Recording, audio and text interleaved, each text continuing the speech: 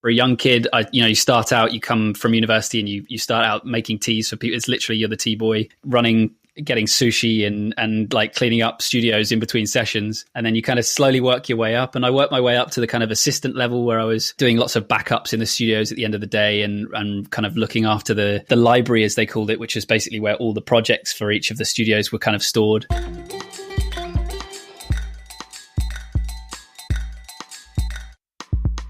Podcast Junkies, welcome back. I'm your host, Harry Duran, episode 240. If you are new to this show, this is the one where we seek out interesting voices in podcasting and get them to kick back and talk about their shows, or, in the case of this week's episode, their company as it relates to the world of podcasting. In case you missed last week's episode, we had a great conversation with my friend Ronsley Vaz, podcaster, author, speaker, and founder at Must Amplify and the We Are Podcast Conference. It's a great conversation, and it's incredibly inspiring to see just how far Ronsley has come in his podcasting journey, so make sure you check that out, episode 239. This episode is brought to you by Focusrite, and specifically the Scarlett 2i2 sound card, one of my favorite go-to sound cards, something I use for each and every podcast recording. The 3G line is a go-to for all new podcasters. Find out more at podcastjunkies.com/Focusrite, and the link will be in the show notes as well. This week, I speak with my namesake, Harry Morton. He's an entrepreneur, he's a podcaster, and he's the founder of Lower Street Media. He joins the show to discuss his entrepreneurial journey and background in the podcast industry. Not only are we both named Harry, but we're both in the same business. And at Lower Street Media, Harry works with content marketers and business owners to tell engaging stories through best-in-class podcasting. Harry discusses the importance he placed on building a network of other business owners and lessons he's learned throughout his process. He shares his thoughts on the industry and the trends he's observed recently, and he speaks to the challenges he faced producing his own podcast, WFH Daily. We have a fun, wide-ranging conversation about everything that's happening in the industry lately. I'm sure you'll enjoy this one. As always, full show notes available at podcastjunkies.com/240. Let's not forget that this episode is also brought to you by Fullcast. Fullcast.co is the website. If you need help with any aspect of your show, from launch to production and marketing, we can help. Schedule a free chat at fullcast.co/chat15 about your existing or new show. If you enjoyed this episode or past episodes, I'd love it if you leave a rating and a review at ratethispodcast.com/podcastjunkies. Make sure you stay to the end of the episode where I reveal this week's retention hashtag. But for now, let's jump into a Harry speaking with Harry conversation. So Harry Morton, founder of Lower Street Media, thank you for joining us on Podcast Junkies. Thanks for having me, man. Good to be here. Did you ever see Being John Malkovich? Yep. We don't look so alike, I guess. Well, for the benefit of the listener, so we're both named Harry, both own a podcast production company. Yep. And we're on a podcast where I talk to other podcasters and people in the podcasting industry. So there's a lot of self-referential loops happening right now. And it's like when you look confusing. In the... It's like those fitting room mirrors where you see the three sides. And then if you can position yourself correctly, you can see the reflection of your reflection of your reflection. So that's kind of what it's like. Yeah. We're both wearing dark blue shirts. Mm-hmm. Yeah. So this probably would be more fun if and when we do have video available for conversations. Yeah, that would be the only sort of way to distinguish us, I guess. Date stamping this, we are recording this towards the end of September 2020, a year I think that most people are ready for it to be over, I think, for various reasons. Yeah, just about. I'm ready for a break on 2020. Yeah. So how's it been for you since everything sort of hit the fan in March? It's been interesting. We saw, I guess, March, April, we saw quite a lot of clients kind of tightening their purse strings or whatever. And I guess, my big fear back then was, marketing is often the first thing to go when folks are worried about their expenditure. And if, the big topic of conversation then was, what's the effect this is going to have on the economy? Mm-hmm. So we lost a few clients. We lost, I guess, maybe 30% actually in the space of a few weeks, which was kind of scary. Yeah. But then sort of not very long after that, just soon kind of picked up and was replaced with a kind of new slate of clients here who are starting to podcast for very different reasons. Well, not very different reasons, but they're sort of journey into podcasting has been accelerated because of what's going on. I think a lot of the companies we've worked with have been like, well, we don't have this conference to go to that we were sponsoring. Yes. And we, our sales team can't go on these trips that we had planned. So, what can we do that kind of works in a remote environment? And podcasting is obviously, high on the list there. So it's actually worked out, dare I say it, quite well for us over the last kind of few months. So, we've definitely seen kind of an uptick as a result. So it's been an interesting time, as everyone I'm sure will agree.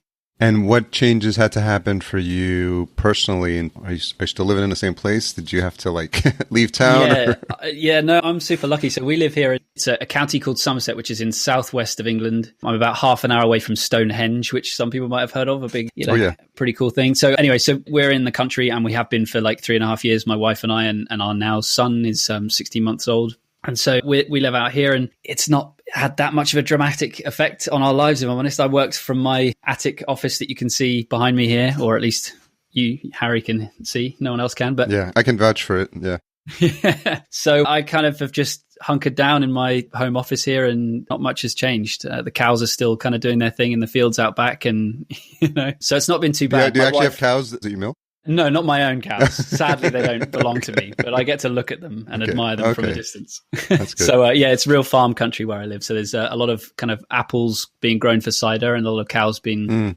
grown for milk and cheese. So it's a cool place to be. And I guess we're lucky because it's not like a super dense area. So getting outside and going for walks and stuff is kind of fine during COVID. And so we never really felt super locked down when it was at its worst here in the UK. Yeah. But certainly a lot of my friends and family in London and other cities have kind of experienced it a bit differently. So count ourselves lucky, I guess. Are you also seeing reports of the impact to cities? We're seeing it here. I grew up in New York, so I have a fondness and a connection to the energy of that city. And, I literally grew up in Yonkers, New York, which is the first city outside of New York City. So it's New York City, Manhattan, the Bronx. Yep. If you go north, and then Yonkers. So that was cool. Where I grew up. And so as soon as I got my license, I was like, I want to go. I was I think 17. I was just making my way into the city. So it holds a special place in my heart. But it's interesting to see the mix of, restaurants that are taking over streets now. So now you have a European cafe flair, which is really nice and amazing to see. And then on the other side, completely empty office buildings, probably at 10% occupancy, and big companies. And I just saw a wave of hotels closing as well. I can't even imagine what a mortgage payment on some of those buildings must be for some of those companies. I'm wondering if you sort of seen the same ripple effects happening as well. For sure. Yeah, absolutely. It's really interesting. I mean, not to add to the John Malkovich effect, but my story is similar in that I grew up where I am right now, very close by. But when I was young, I was just I need to get to London. As soon as I was 17, 18, I was right, I went to university in a different city, and I was London, which I loved and spent many years there. So I haven't seen the effect firsthand in the city, but what I have seen since we've been here, like I said, for 3.5 years, suddenly everyone's buying houses down here. So all the people from London are kind of, well, not all people, many people are choosing to kind of find places like ours because they can have a backyard and they can go walking in the countryside and not be kind of restricted by the kind of lockdown restrictions and stuff. So definitely can see that impact. And just on the kind of business community around here, like shops and stuff, it's just definitely having its effect. So and from what I'm hearing, the situation is really the same in terms of huge organizations in, really well-established areas of London that have been kind of office hubs forever are now just ghost towns, which is super weird to imagine. Yeah. But it's the scale of organizations that are saying, actually, do you know what? We don't need to be in this huge office anymore. We're going to downsize, and it's going to be optional if you come to the office or whatever. So I don't know, man. In a year's time, it's going to be really interesting to see kind of, where we're at and what the future of kind of work is, The future of work, the future of commercial real estate, the future of social gatherings. Regular listeners will know that I'm a huge electronic music fan and would love to go to music festivals. And so you can't even do that. And so no outdoor. At least the outdoor events there's plenty of kind of live streams on YouTube and stuff, but the atmosphere is not quite there, is it? I guess you can't really have a party anymore. No. Definitely not the same thing. So when growing up outside of London and when you went to school, did you study, were you thinking that you had aspirations to be somewhere in the production process, in the industry somewhere? Yeah, I didn't know it was going to be podcasting, but I was definitely always a music, I was into electronic music too. I went to university to study music technology. So I was kind of producing music and all that kind of stuff. And then my first job out of university was in a post-production studio in London. So I went to work for this company that mostly did kind of TV ads for the big agencies. And so we'd do kind of, insurance ads and toothpaste ads and all that kind of stuff. And it was, an interesting time and got to meet lots of really interesting people, but also got a sense of like what the advertising industry is like. And it was for a young kid, you start out, you come from university and you start out making teas for people. It's literally, you're the tea boy getting sushi and like cleaning up studios in between sessions. And then you kind of slowly work your way up. And I worked my way up to the kind of assistant level where I was doing lots of backups in the studios at the end of the day and kind of looking after the library, as they called it, which is basically where all the projects for each of the studios were kind of stored. But the pace of it was intense and the hours were pretty full on. And as a runner, as a junior guy, you were there from literally, you were the one that opened the studio and then you were the one that closed the studio. So you're there from like 8:30 till 10, 11 at night, pretty regularly. So it was a pretty interesting kind of experience. Definitely exposed me to a lot of stuff. Quickly realized it wasn't the environment for me and kind of moved on from there. But that was my kind of start. Any run-ins with famous celebrities? Yeah, a few. Who springs to mind? So we did, Helena Bonham Carter came in to do some voiceovers. We had Damon Albarn came in to do, they actually did the sound effects for one of the Gorillaz music videos in the studio some reason, even though it wasn't really their kind of wheelhouse, they did it anyway. And so seeing him kind of hanging out was pretty good. There was, because it was TV advertising, you'd get celebrities doing voiceovers for ads all the time. So there was always someone kind of interesting in there and you kind of were trying to make sure that you were the guy that delivered the sandwich so that you could go say hi. You mentioned it's funny getting the tea thing, and I think if you've never been to the UK, you may not understand, and it's obviously very common for people to know that English people drink tea, and that's common. But what I think they don't realize, and this is, when was this now? This probably would have been early 2000s. I got to go to the UK office, the London office for E-Trade when I worked for E-Trade. And so there would be someone coming around with a tray of like actual cups, not plastic, not paper cups, like literally like ceramic cups. And then people would be drinking tea and there would be all these teacups like around the office. And then someone would come around and clean them up. And I'm like, they really take their tea seriously. It's a big deal. Like, the role of tea boy in these offices, it might seem like a junior role, but it is crucial. Yeah. And kind of really understanding the finer intricacies of what the process of tea making. And if someone says they want their tea, they want a builder's tea, then that means something different to, your Earl Grey and do you put the milk in first or the tea bag in first? Or there's a great art to this thing. And so we all take it pretty serious over here. Well, it's so funny because it's probably the American equivalent to the copy room guy who is like works his way up. Right. And then there's the stories of like the copy room guy who made his way to like the head of the the company. Exactly. I wonder if there's like the tea runner.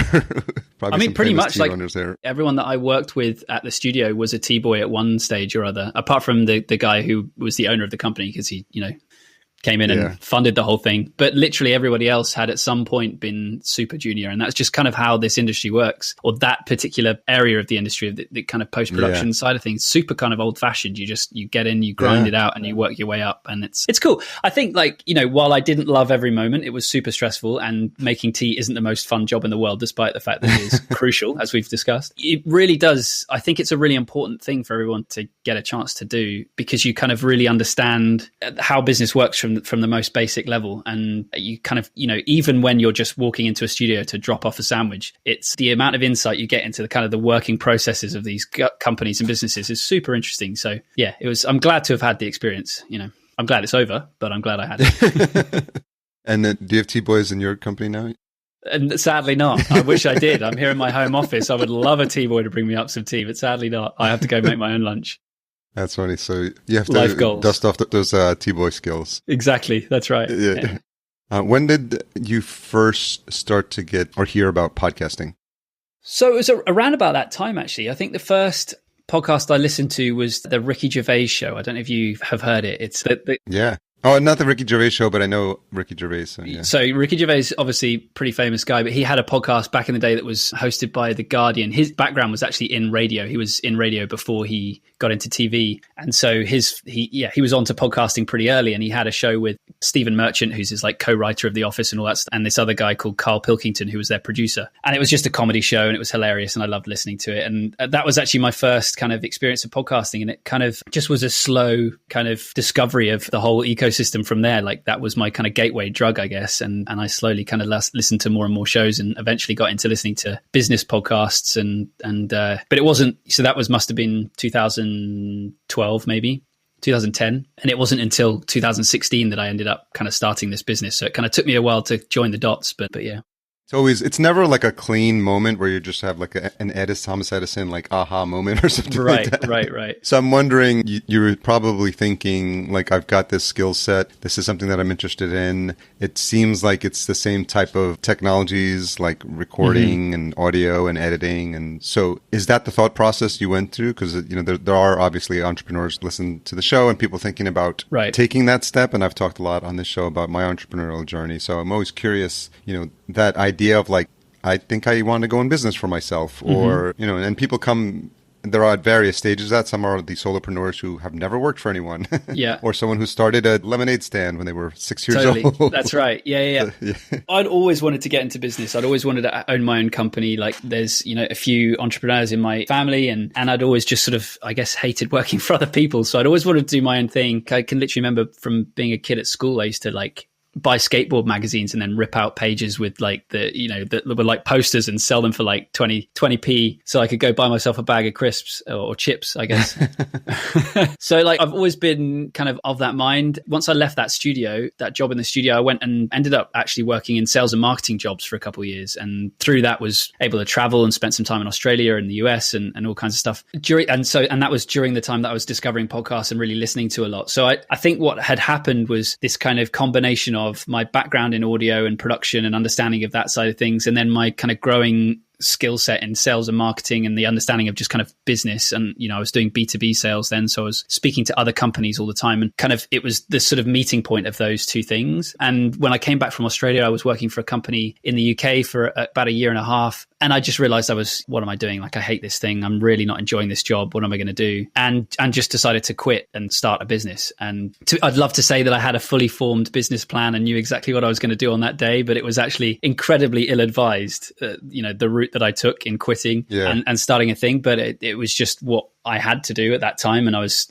20s, what was I? Late 20s anyway. So there was, I wasn't married. I didn't have kids. I was like, if I don't do it now, I won't do it. So it took me, a good 6 months to really figure out exactly what direction the company that I was going to create was going to be. So I wouldn't say there was like an aha moment, but there was very much a decision of like, cool, I'll cut off. This is the end of my kind of career as a salesman for other people. And this is the beginning of my kind of business ownership journey. And yeah, it's been a lot of fun, very different and far more rewarding for me personally. And I'm sure challenging in terms of up and downs. I think I tell people it's the hardest thing I've ever had to do. It's the most rewarding when it's working, and it's the most frustrating when it's not. Yeah, absolutely. And also it's just the most engaging job I've ever had. Like I've never been more into what I'm doing than what I'm doing right now, for a bunch of reasons. I think because it's like what I've chosen to do. It's because I rely on it. It's like I can't rely on my paycheck because like I make the paycheck. Yeah. So there's like a certain amount of kind of dependency. Like you're doing it because you have to, but also just because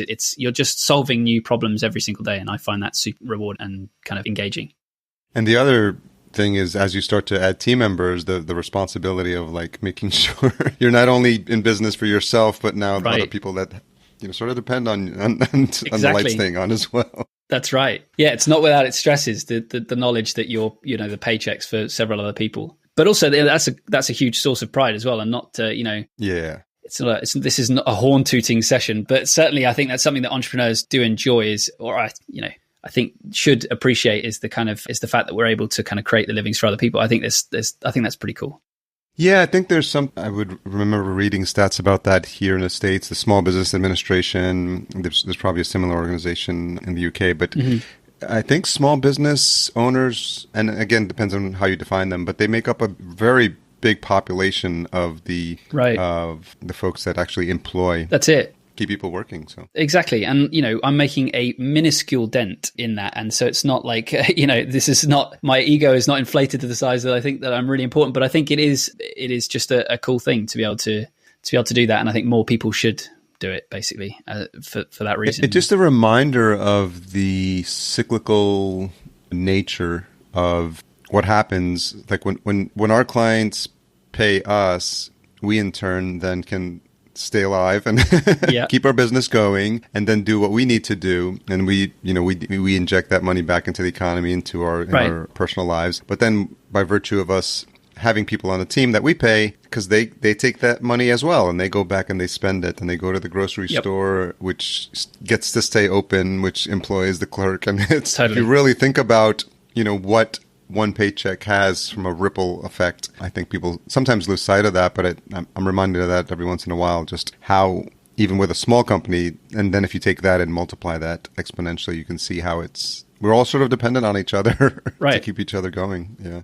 Yep, it's awesome. I love it. Do you have any organizations here in the States? And you've probably seen a lot of this from social media, but there's a big push on the entrepreneurial community, like the Gary V school, Tim Ferriss, and there were a lot of people who point to 4-hour work week. So I'm wondering, one of the challenges for me when I left corporate is I didn't know anyone who had run successful businesses or were considered entrepreneurs. And I joined a high-end mastermind. I was paying $1,500 a month US for a coach. But I was just completely eye-opening because I saw these people making 6 figures, 7 figures with a remote team. And it just sort of blew my mind at the time. So I'm wondering if there's any support groups where you're at or other entrepreneurs that you speak to, because it tends to get lonely at times because we talk about the same stuff. So right, totally. Commiserate, Yeah, I'm huge. And so when I started my company, I had zero network. I came to it with absolutely nothing. So every client I found, it's through, hustle and cold outreach to start with, and then slowly we've built up some reputation and stuff like that. So for me, it was really important from the very beginning to kind of build a personal network of other business owners. So yeah, having a network of other business owners was super important for me from day one, and I kind of really sought that out really. So the first place I started was by going to conferences. I went to MicroConf in Europe a couple times and met my first kind of group of friends that formed a mastermind through that. I went to DCBKK, which is a conference in Bangkok for kind of location. Dynamite Circle. Right. Yeah. So that's for kind of location independent entrepreneurs. That was another kind of great intro. And eventually a couple of years ago, I decided to start an event of my own, actually, to kind of try to bring together folks like this as a kind of, I wanted to, rather than just kind of be a passive member of the community, I wanted to try and help it along and make more of a community that I wanted to see. So, because I'm a huge fan and very active in both those communities still. So I started an event called Single Track, which is singletrackconf.com if anyone's interested, but it's all about mountain biking. It's like a mountain biking founder retreat. So it's like a very small event. We have 12 people each year. We head into the mountains in Andorra and we go mountain biking for a week. And it's effectively just like a 3-day mastermind for online business founders. And that's been huge. We have a Slack group where we kind of check in with each other and they kind of stay active there. And then we were due to be on, this September, we were supposed to be in Andorra, but sadly lockdown has kind of made that not possible. So we'll be doing it again next year instead. But that's been awesome. I think just anything you can do to kind of cultivate community and not, like you said, not feel alone in this and share ideas and get inspiration from people. Like I said, I started this, I was networking from the very beginning and I was coming from absolutely zero. So I'm by far the kind of junior of the group, and I surround myself with people that are kind of have much more successful businesses than I do. And that's just amazingly helpful to kind of bounce ideas off people that are way smarter than you and have lots more experience than you has been invaluable. So yeah. And how do you think that's changed the way you think about your business? Because I think when we're in it and we get so in the day-to-day, the saying here is that you spend more time working on your business versus in your business. Right. And so I'm wondering how you think about that and what lessons or takeaways you find from having those conversations with people that are, have been doing it longer or have had more success, and how that inspires you. Yeah, totally. I mean, a lot of the time they give me advice to just be more gutsy a lot of the time. It's just like, hey, this is working, this isn't work. Just make that higher or spend that budget on X. Just kind of giving yourself the justification to know that that you're not dumb for thinking that that's what you should do with your, it's just like a sense check a lot of the time. Like so many of the times usually as business owners, we know what we need to do. It's a scary thought to do it sometimes. And so if you can go to kind of a group of people that you trust and say, hey, look, I'm thinking about doing this. What do you think? And then they can kind of say yes, but, or no, but. That's just super, super helpful. One thing I've started doing recently actually is I've done a newsletter, but a really kind of small private newsletter, which I send to a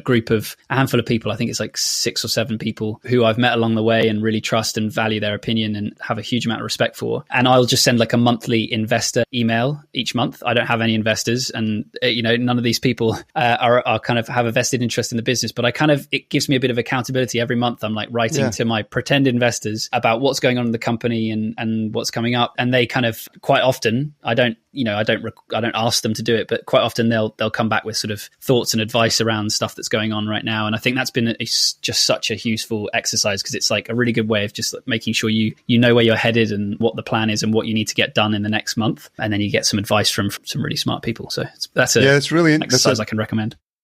Really, really good. I'll probably borrow that one. Just in terms of the practice to talk about, it's interesting thought exercise to talk about your business as if you are accountable to a board of directors and providing updates, because, when it's just you in the meeting and you're just like, hey, Harry, how we doing, Harry? We're good, Harry. All right, good. Everything's good, exactly. Harry. Yes, onward. Totally. And I've been on the receiving end on that, because there's a couple of companies now that I'm advising, and, they're putting that structure into place, that reporting, and I see the value when I receive it. So it just makes sense, to just think about it. I think I always like the example, and someone probably told me this once, to operate as if your company is bigger in terms of some of the things and some of the practices. And having come from corporate, there was a lot of good examples of like weekly reporting, metrics on your, tracking your metrics, seeing what you're doing in terms of your annual goals and how you're meeting them. And I think we just started implementing daily huddles for the team as well. So cool. Having the discipline to stick to that, even if it seems like we're repeating ourselves on the calls, but I think it's just once you get the team on board, sometimes I overthink and I'm like, oh, this is too much, but then the team gets value from it. And I'm like, okay, so totally. I got to get out of my own way. Right. That's exactly right. Yeah, completely agree. For me, it's like any form of accountability you can give yourself, I think is really helpful. And and that process is just really good for kind of clarifying my thinking on a monthly basis. I'm just like, okay, where was I at a month ago? Where did I think we'd be now? How are we doing on those axes that we've kind of planned out for, and what needs to be changed to make sure that we get on track? So yeah, it's awesome. So how do you think about what's happening in the industry? How much do you follow, given, that is the business? And is it as important in terms of understanding what's happening trend-wise? We keep seeing companies getting funded. My go-to is probably Pod News at this point, simply just because it's the best roll-up. Definitely. And some of the Pacific content stuff is good as well. So I'm wondering how much of a finger you keep on the pulse as it's required, and what's interesting you lately. Yeah. So I try to. I listen to Pod News every day, or I try to listen to Pod News every day. I listen to every episode. It's just I sometimes cram a load of them in while I'm in the shower on a Friday or something. Yeah. But so I definitely listen to that as my go-to as well. Anything that Dan Meisner and Steve Pratt put out at Pacific Content is always gold. I'm trying to think if there are any other newsletters I listen to. There's, obviously Hot Pod and Inside Podcasting. I sort of dip in and out of those as per. I've been really enjoying Tom Webster's newsletter. I don't know if you've checked that out, but can highly recommend that. He's got a, what's it called? What's that newsletter? Substack. He's got a Substack thing, and so that's awesome. I really enjoy that. So I try to keep a pulse on what's going on, and it's for a couple of reasons. I guess it's to make sure that we're doing everything we can for our clients, always trying to stay on top of like the latest developments technologically and platform wise and geography wise.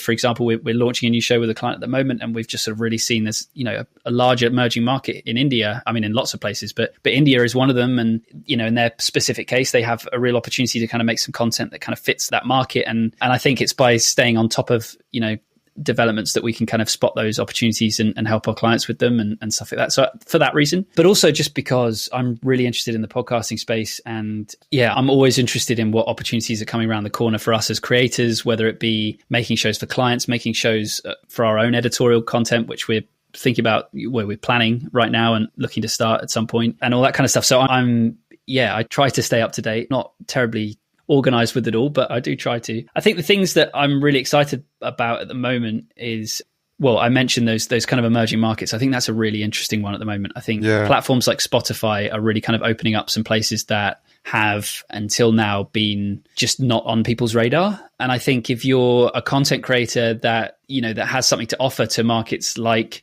South America, like India, like Germany and France and all these places. If we look at, for example, you can look at the places where Apple have just made recent hires editorially, and that kind of shows you where the markets are kind of popping up. And so those are really kind of interesting things. I think as content creators, we can say, okay, well, clearly there's a growing audience here. And actually 90% of content is speaking to audiences in New York and LA. Like what would an audience in Bangalore want to hear that maybe they're not getting from what's out there already? So I think that's really interesting. I think the current situation, no one is commuting, or at least far fewer people are commuting. We're really seeing a change in the way that people are consuming content, the kind of content they're consuming and when they're consuming it. And I think that's just something that's really interesting to think about in general, and think about how not only for the client shows that we're producing, but other ideas, like what opportunities are out there off the back of that. I think that's super interesting. One thing that I think is coming from that, and not only that, but also the sort of increase in maybe smart speakers, the jury's out on that one, but in-car audio and stuff like that, we're seeing an increase in that. I think that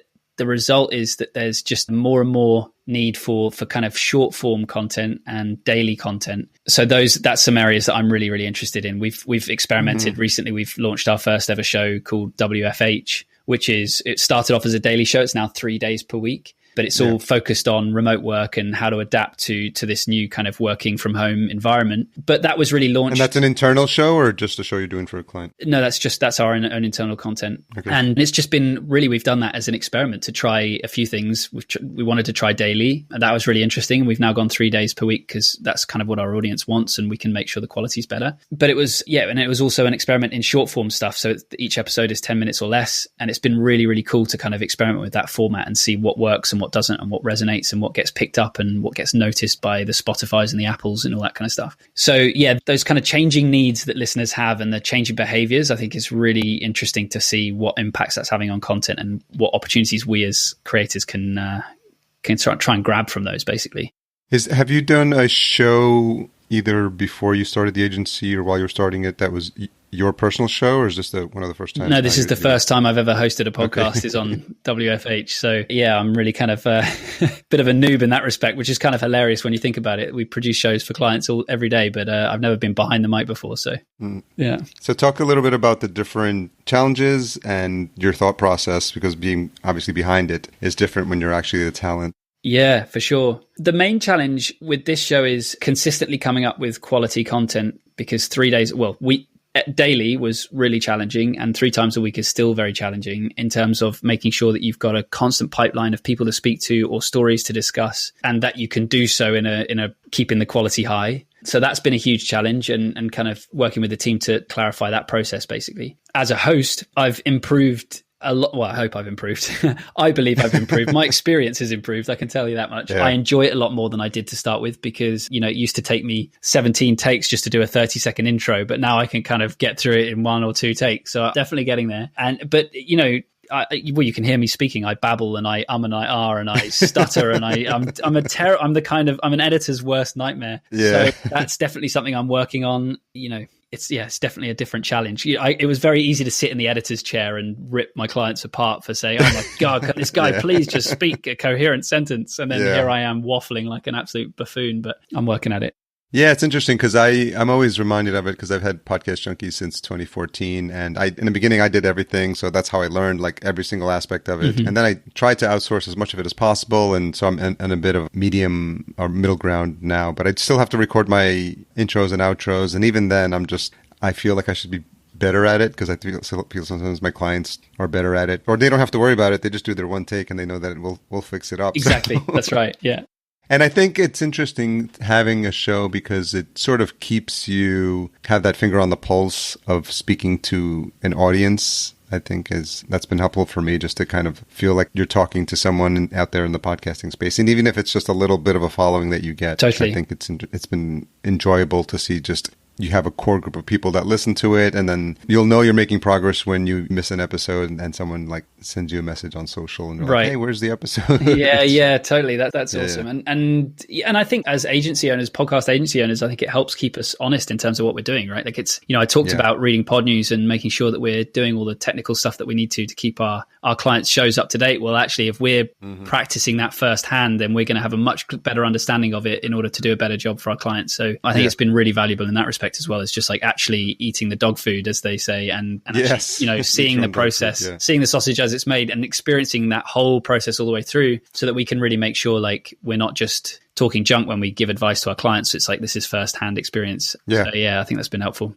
So at a high level, given that this is what the Lower Street does on a day-to-day basis, what are some takeaways? Because there's always, lots of podcasters also listening to the show as well. So people just getting started. What are the common things that you see, or maybe the changes that you can put into place in terms of shows that you've launched or are launching that have the biggest impact to improve the quality of the show? Yeah, to improve the quality of the show, I mean, the first thing is research and planning. It's that pre-production piece. And this is something that we're increasingly doing for clients now. So they're not just kind of going off and recording their interview and then sending us the raw audio.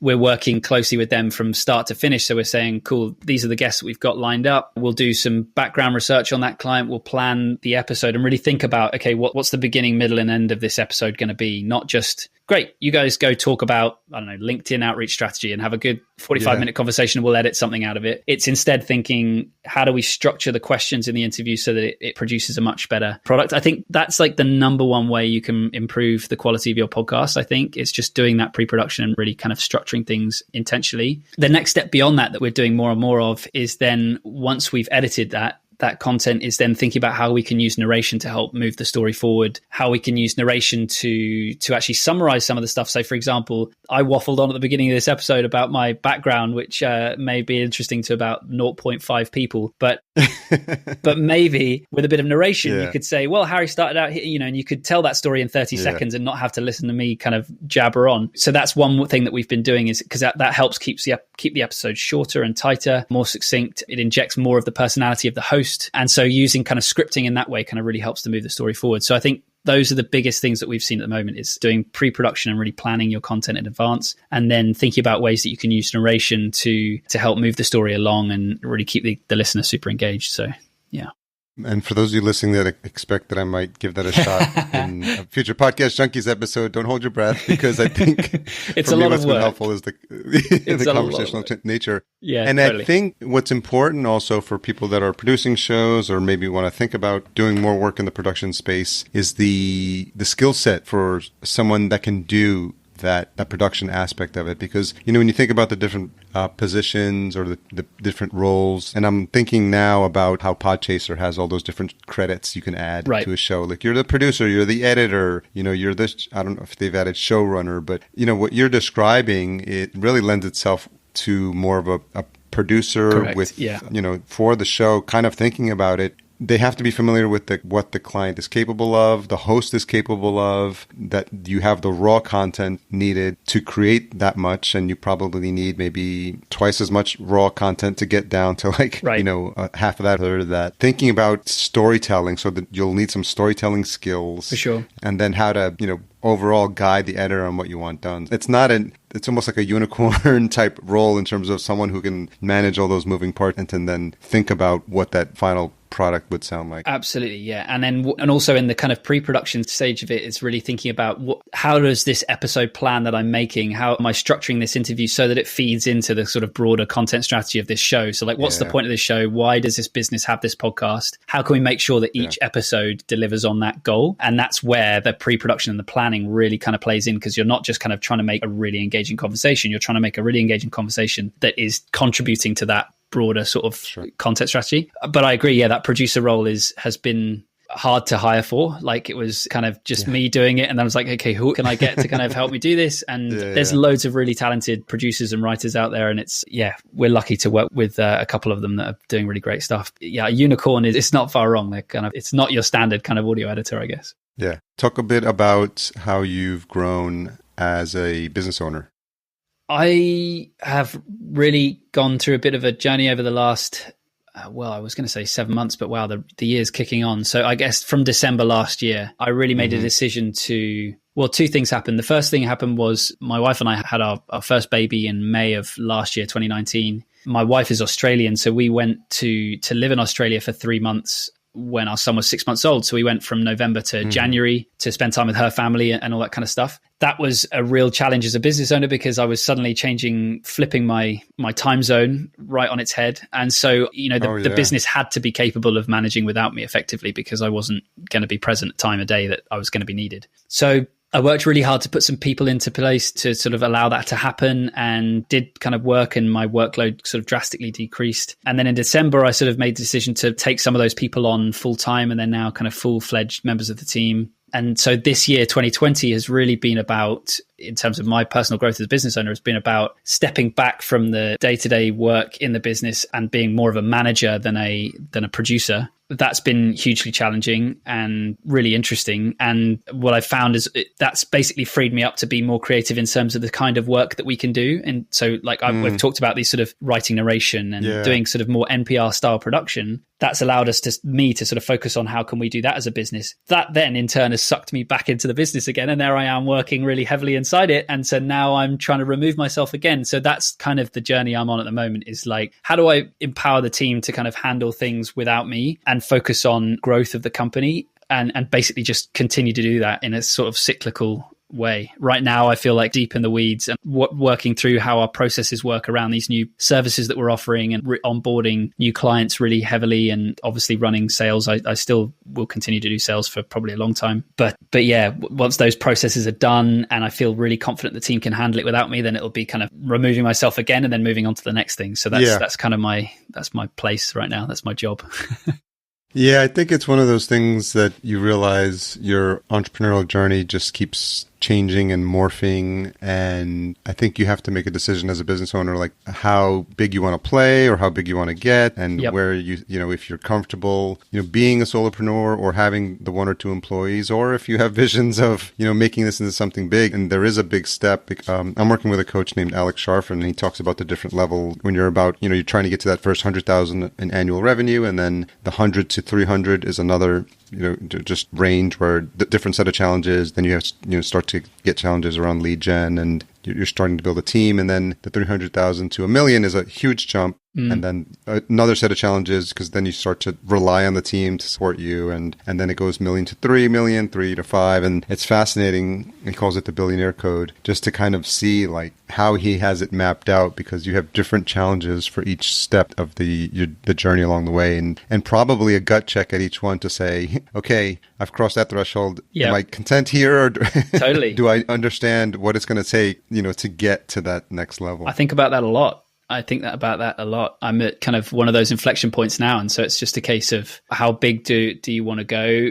How big can you go without kind of breaking the system, and having to completely reinvent it again? Or, I don't have any intentions of selling my business. I love what we do. And all I would like to do is maybe start other businesses that complement it, alongside it and do things like that. So my intention isn't to sell. However, I think it's always a healthy way to think about business is how can I structure this in a way that makes it really appealing for buyers? Because if I can make something that is a sellable asset, firstly, that's just a benefit in case one day I need to sell it for some reason. So it's good to have that. But also it just means it's probably inherently a great business to own, and it's running the way that it should do. So that's kind of what I'm thinking about all the time is it's like, how big do I want to make it? And how do I make sure that if I do scale it, it can scale without me, basically. Do you know what I mean? So that I'm not sort of heavily involved that I could never sell it because it's reliant on me in order to, for that paycheck to continue coming in. Yeah, that's one of the tests they have you do. I don't know who they is, by the way, but they always ask, like, is the business dependent on you? Because when potential people down the line, and if they offer you the right amount, obviously everyone is interested. Sure. But what they're looking for is if they pull you out of the business, does the business fall apart? Right, exactly. Or does it keep going? So it's a really important marker. For sure, yeah. What's something you've changed your mind about recently? Oh, good one. What's something I've changed my mind about lately? I don't know that I've got a good answer for that. Doesn't have to be podcast related either. So yeah, I know. I'm trying to think as broadly as possible. How long you can survive indoors? How long you can survive indoors. No, I think to the point we're discussing, I think one thing I've changed my mind about lately is the size of business I'm comfortable making. I think when I first started out, I remember I did the Tim Ferriss kind of like, can't remember what the exercise is called, but it's where you kind of list out your kind of dream paycheck and like everything you need in order to do all the stuff that you want to do. Yeah. You know, I remember doing that and my dreams being so small when I look back at them now, because I far surpassed where I started. Like I was like, if I could just make X $1,000 a month, I'll be set. Yeah. And like I sailed past that a while ago. And so the bar shifts. But similarly, about a year ago, I thought to myself, okay, how big do I want this business to be? And I was like, okay, what would it mean to have a business that's turning over more than $1 million a year, £1 million a year? And actually the thought of that terrified me. Like as I thought it, I was just like, wow, that sounds so scary. Just the number, it was just intimidating to me. And so I decided then and there, right, okay, I'm not going to make a business that big. I'm going to shoot and make a business that's like $750,000. I'll just tap out there. I think something I've changed my mind about now is that actually that's not the case. I think I'm comfortable with, but basically it's not about my comfort or what I'm comfortable with. I think what I mean is that actually the more you get to learn about business and the way that it scales is really nothing changes. It's just the number of zeros changes. I'm sure there's lots of people with far more experience than me that are shouting down their headphones saying, shut up, Harry, you're talking absolute rubbish. But, of course, there's lots of things that change organizationally in the way that you strategize and the way that you have to generate leads and so on. But as a business owner, you're just working on the next challenge. And so I used to be intimidated by what having a big organization meant, but that just means I will have grown to that next stage. So I think something I've changed my mind about recently is what I'm personally capable of as a founder, which seems rather introspective and ego based, but off the cuff, that's the best I can come up with. Sorry. I figured out one other thing I've changed my mind on that's maybe a bit snappier and more useful. Sure. Social media. I used to think social was really important for growing a business. What I've realized is that that's just not true at all. I think to grow a business, it's so easy to look at everything and look at what everyone else is doing on social. And you're like, cool, I've got to build an audience. But actually, as my network has grown of people that I've met at these conferences and events, and I know other entrepreneurs, there's people out there with amazing businesses that just have zero presence on Twitter, LinkedIn, Facebook, and they're just going completely under the radar. And it's just something that's so easy to get caught up in. And I've been in that rat race the entire time, not making much progress. And actually what I've just recently decided and realized is that it's not necessary. So yeah, I'm trying to take a step back. What's the most misunderstood thing about you? That I'm a full-grown adult and not 12 because I look incredibly young and like a sort of young Harry Potter. So that's probably the most misunderstood thing about me.